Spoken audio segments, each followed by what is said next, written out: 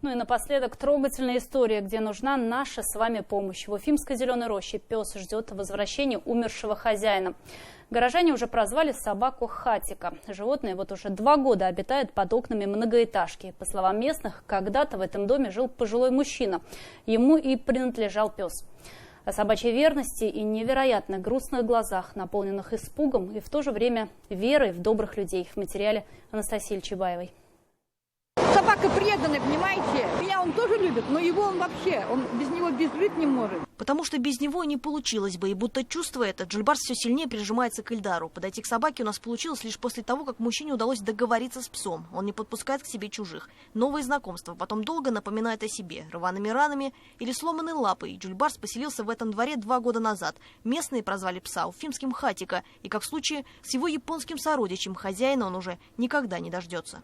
Ну, хозяин, говорят, умер, а квартиру продали, сыновья Собаку не оставили, на улице выгнали. И вот она с Нового года здесь, по этой улице, по Батырской. И все люди его кормят. Но именно к Ильдару Губайдуллину Джульбарс привязался больше всего. Мужчина живет в том же подъезде, возле которого поселился пес. Он встречает его утром и провожает на работу. Ильдар работает охранником в соседнем квартале. А все время, пока он трудится, Джульбарс дожидается его на улице. Такая преданность, наверное, благодарность за то, что мужчина не раз его выхаживал и спасал жизнь. Недавно собака пропала, неделю ее никто не видел. Мы думали, что он умер. А потом мне звонит Альфия, хочешь, я тебе хорошую новость скажу? Какую новость? Собака пришла сюда наша. Я, знаете, я от радости что делать. Я подбежала сюда, смотрю, он правда лежит здесь уже. Кто-то избил его очень сильно, раны были. Я ему тут мазь брала. Девчонки мне давали все 4 лапы избиты были. Встать на ноги, или точнее лапы, пес смог лишь частично. В ветеринарной клинике диагностировали перелом, но из-за загноения наложить гипс не смогли, рассказывает Ильдар. Собаку лечили от инфекции. Сейчас вновь требуется показать животное врачу. В его жизни хватает и тех, кто причинил ему боль, и тех, кто дает шанс выжить. Это мы мешаем, все в обязательном порядке.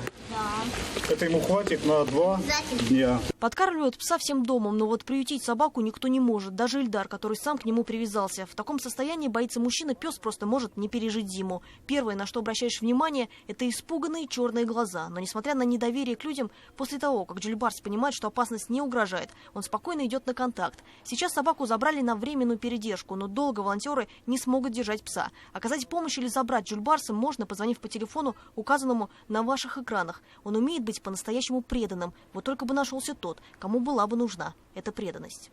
Хорошая собака, но да. Отдать бы хорошие руки, добрые. Может, найдутся хорошие люди, которые заберут его. Так-то мы его кормим, да. Ну, пусть где-то дома живет. Анастасия Ильчебаева, Булат Садриев. Итоги недели.